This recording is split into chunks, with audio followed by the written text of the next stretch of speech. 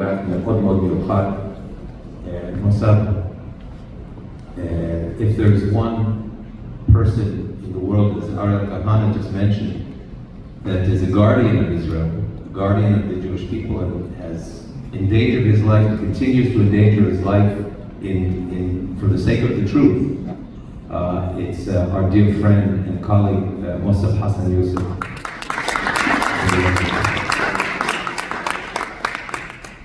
So we'll have a discussion here with the intention of our discussion is to raise issues that are not raised enough in the international dialogue and not enough in Israel, to understand where we are and where we're going and how we can be of help to you in giving you the right tools and ammunition at this particular time of the eighth front, Chazit Ashminit, the non-military war and the global assault on Israel. So Musab, can you share with us in the room the development of your thinking, having worked with Israeli security for a number of years, saved many thousands of lives? How did your understanding about Hamas change, develop, deepen, and to come to where you are today, where you understand the inversion of legitimacy between Hamas, PLO, and Israel in so many circles in the West? Share with us how your thinking in the past developed and shifted. First of all, thank you for having me. Opens the mic. Yeah. First of all, thank you for having us here. It's a great honor. Second, I would like to clarify something. I'm not the guardian of Israel, and I'm not the savior of the Jews. I'm the savior of no one, and I don't want to take such responsibility, such a status, to just go around. We are capable only of saving ourselves. That's it. And along my journey, I see the Israeli people, the Jewish people as very close friends, and I identify with their struggle because we are in the same position. Take for example, I haven't committed a crime by saving human lives. I wrote about it. I revealed it to the world. Doesn't look like the attitude of a traitor, because usually traitors are hiding in the darkness, bleeding people, bleeding public, taking advantage, abusing power, manipulating, deceiving. Open book, I made it available to the public. I made it in Arabic for free. Please read it. Step into my shoes and see the reality. See through my lens. Make sense of it. It's not worth killing civilians. Your entire Palestinian identity is not worth it. Your actually entire Islamic identity is not worth an innocent life, the life of innocent child. This is through the lens of the divine. So anyway, what was the outcome? Defaming, cancellation. They wanted to take my right to exist for being truthful with them. Apparently, the type of people who don't like truth, and they don't want to be truthful, period. And today, when I look at Israel, I understand the position exactly, because I was in the mess of the second Intifada. The suicide bombing attacks that targeted civilians indiscriminately, and how Hamas, the Muslim Brotherhood, and the Palestinian Authority, by the way, what's supposed to be a peace partner, kept fanning the flames of conflict to the no turning point. It's their mastery. They can only survive and thrive in chaos. They don't like order. On the other hand, Israel is not perfect, just another democracy with all its shortcomings, and I don't have a problem with that, because the anchor is order, is not chaos. No one in the state of Israel is welcome if they are bringing chaos. Most people, the vast majority, are pro-order. And this is what I like about Israel. People are people, societies are societies, and honestly, in many times, I want to be invisible to humanity. I like to be in the jungle on my own. Sometimes I prefer to spend time in nature than spending time in society, especially when a majority agree on evil.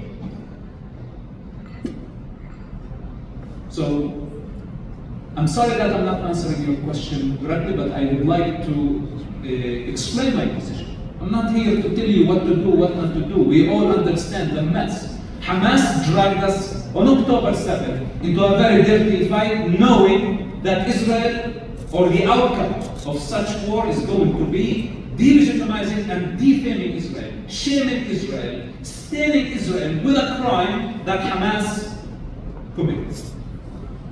And right now we have been trying to do what?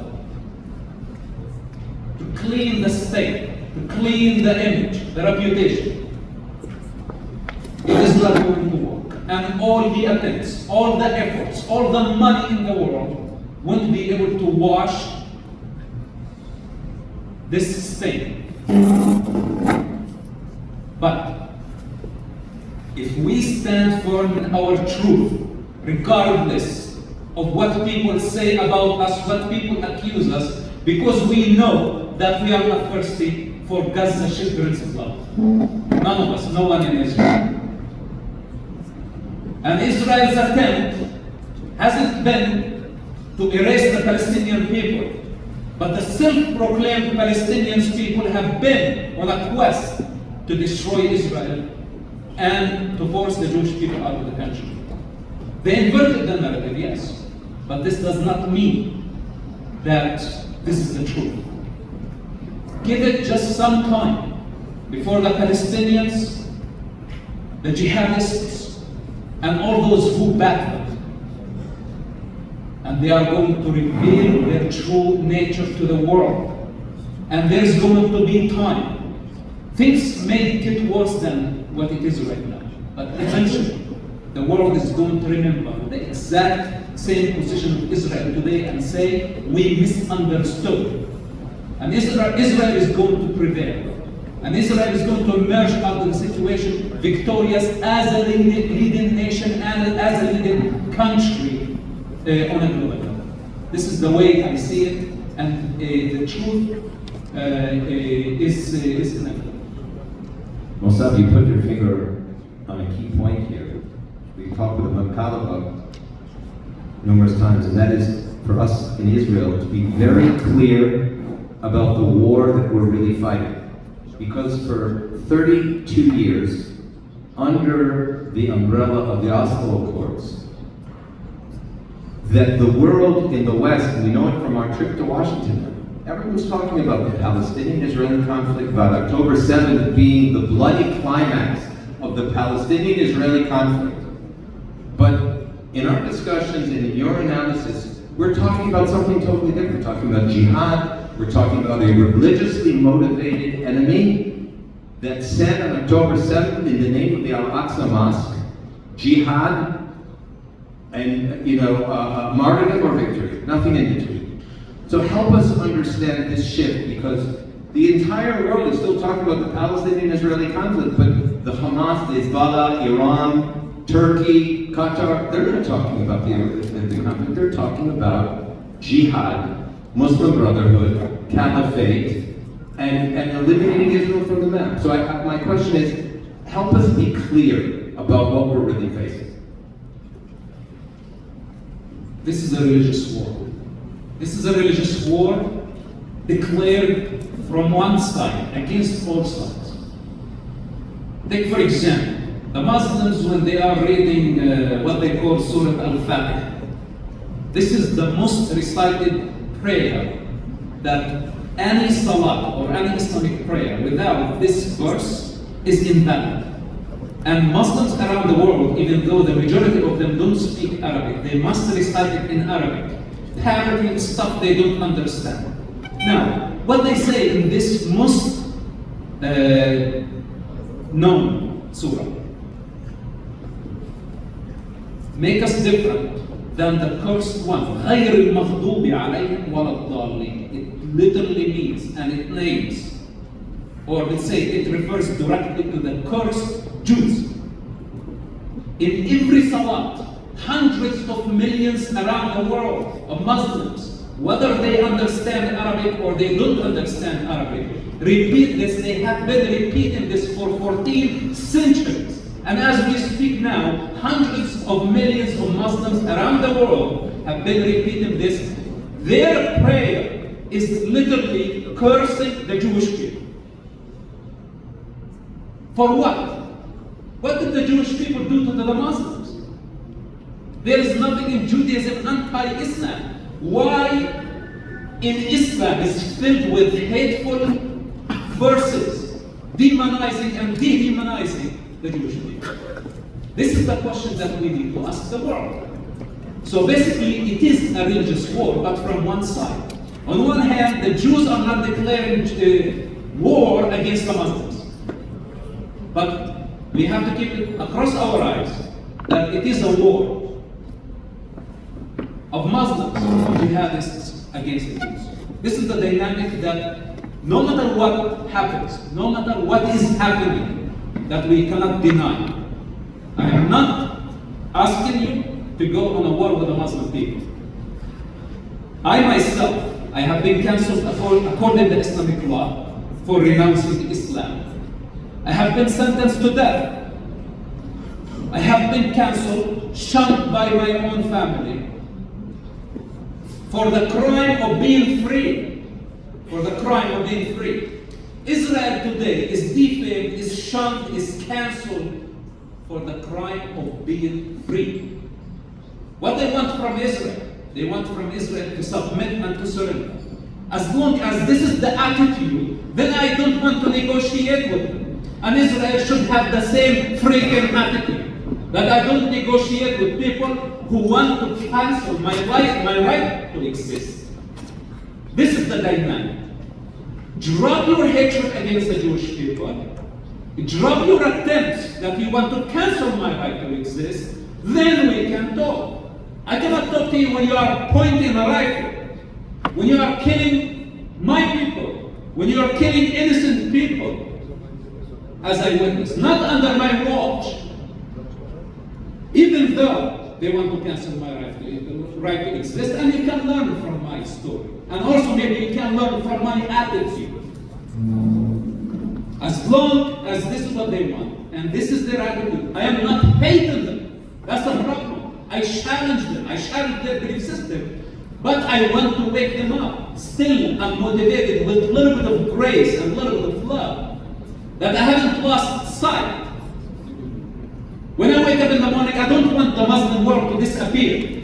When Israel wakes up in the morning, they don't want the Arab Muslim world to just disappear. Nobody has this intention in Israel. Israel went to Gaza to an ugly war nobody wanted to go to. No mother in Israel wanted to send her children to booby-trap society, where nobody can know the difference between civilians and combatants. But this is the reality that we are dealing with, and now, yes, we are defending. So, we need to stand firm and wait for the verdict. Not the verdict of the United Nations or the ICC or the moralists. The verdict of the universe. And when it comes, it's going to be thunderous. Let the people today take sides. Take the side of the fire. The side of the victim narrative. Take it. Pose as the moralist. The one with the greater understanding. But eventually, they are going to see it inverted. And they're going to see the real side that they're taking. The side of evil. The evil that we witnessed on October 7th. So today, yes, there is lots of confusion. It's not my opinion that is going to help you. You don't need me. You don't need my expertise. All you have to do, just be resilient. 5,000 years of experience you have under your belt. 5,000 years of survival. You think this is coincidental? It's not coincidental. Stick to your truth, even if the entire world turns against you. Actually, the truth is, we look pretty good for being 5,000 years old. Wouldn't you say? We look pretty good. If I We eat well, we sleep well. Okay. Foreign Minister Sar. Mesa'b, I want to turn to something that I know that the Foreign Minister and the Makam talked about a lot, and that is the disconnect in the international community between the Palestinian Authority, Makaf, Fatah, Makaf, or Daesh, PLO, and Hamas. In our recent trip to Washington and throughout the United States, I can tell you from personal experience, you know, President Trump is now deep in the 20-point plan that he has presented, in which they have presented a pathway to a Palestinian state. The PA, the Palestinian Authority, as positioning them as the moderates versus the extremist Hamas.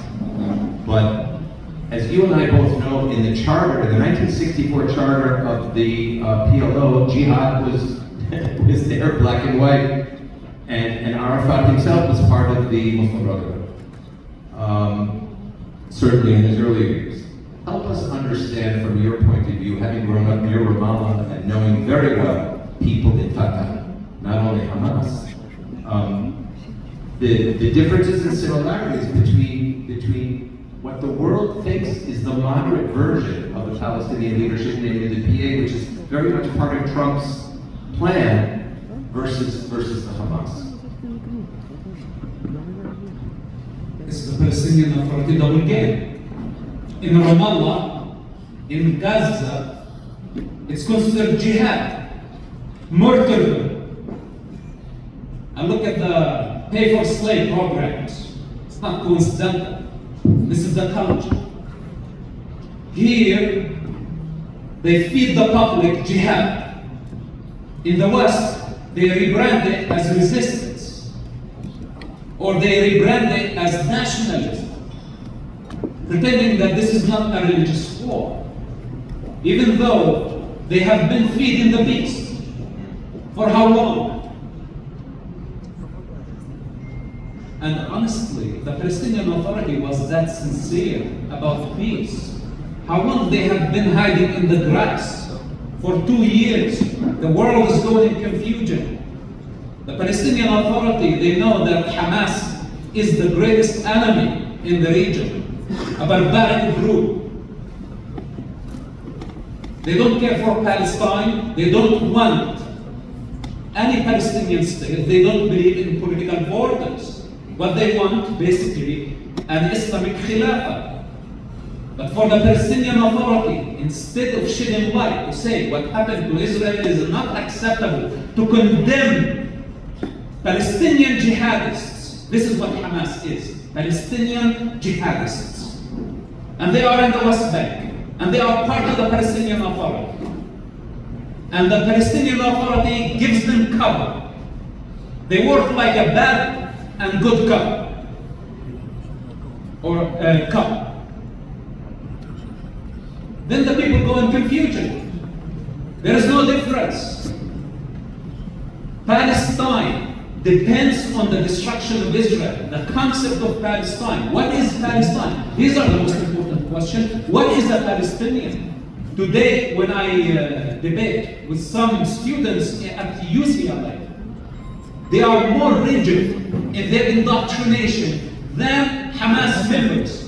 In one of my debates, I told one of the students, you know what, I may find a middle ground with Palestinian jihadists, but with you, I cannot find a middle ground because you've never been there. How can you negotiate with such people? So with that said, the Palestinian Authority double game, playing the good cup. No, they are not. They are just the other side of the coin. Their entire foundation is based on a victim narrative. They have used civilians, weaponized civilians for political and financial gain. This is the equation. This is where the world needs to understand that these people are reckless. They are willing to kill their own children, put their own children in harm's way for political and financial gain. This is what we are dealing with. And okay, all the diplomacy and say, don't generalize. Then why do you still identify as Palestinian if Palestine never existed as a sovereign state? And where is in Oslo that says a Palestinian state, or 1967 borders, where it says that settlements are illegal?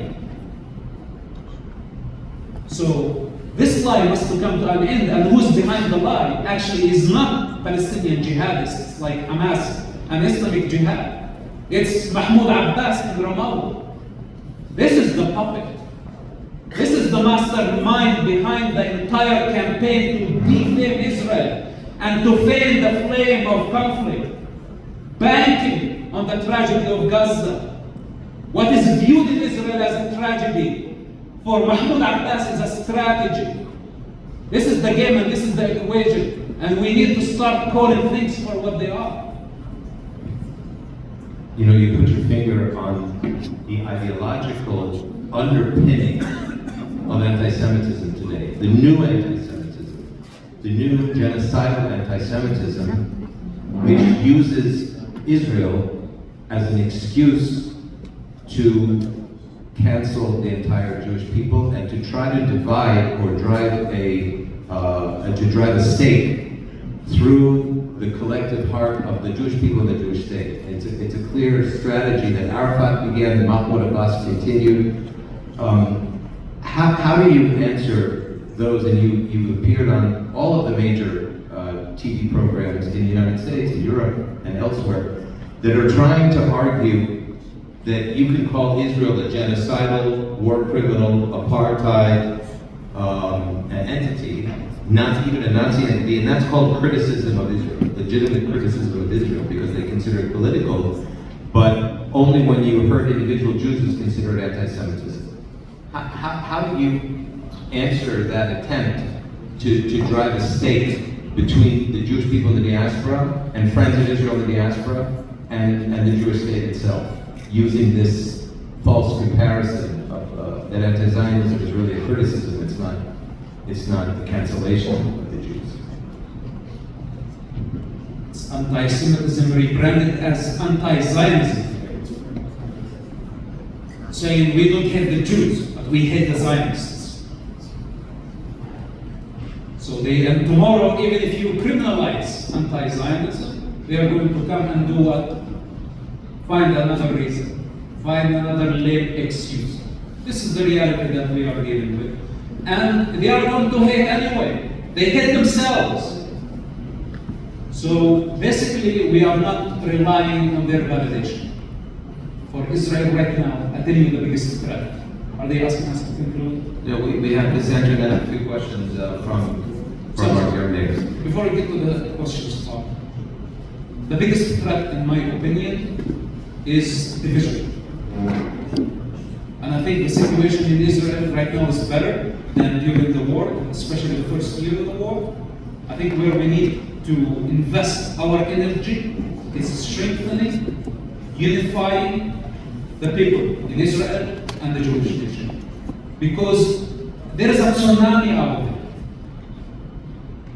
What we are experiencing right now is only the earthquake. The tsunami follows. And thank God that there is a safe place for the Jewish people.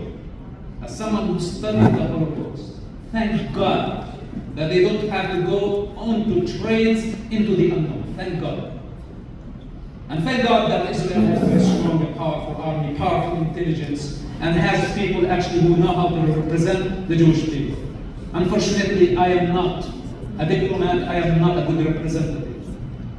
Because as you see my fire, and I don't have the desire to compromise or even to have a gentle approach towards people who want me dead.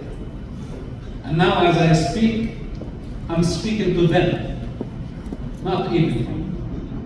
So thank God that the Jewish people have the brain And sooner or later, Israel is going to prevail. No need to panic. Yes, we are in crisis right now, but this is the nature of the war. If the world cannot understand it, wait until they get in trouble. Then they will say, aha, now it makes all sense. They are in trouble. I don't think Israel is in trouble. I think Israel is a fortress, in fact. And when I look at Europe, even the United States, I am not so sure that they have security and they are secure as much as Israel is secure, secure on every level. Absolutely. And thank you for that. I think it brings us to the last point. We'll have some questions now. Just, Ariel, just